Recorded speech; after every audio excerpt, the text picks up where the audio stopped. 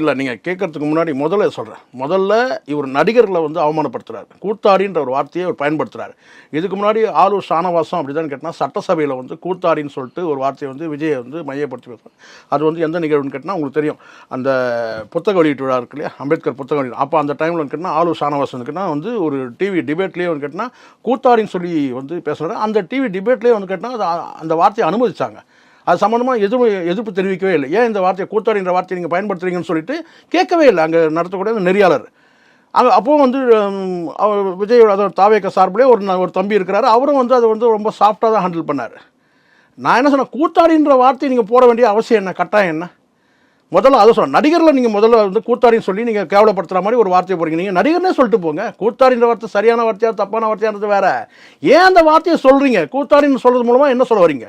ஒரு வார்த்தையை நீங்கள் வந்து கொச்சையாக நீங்கள் பேசுகிற மாதிரி தான் ஆகுது. சரியான வார்த்தை நடிகர்னு இருக்குது.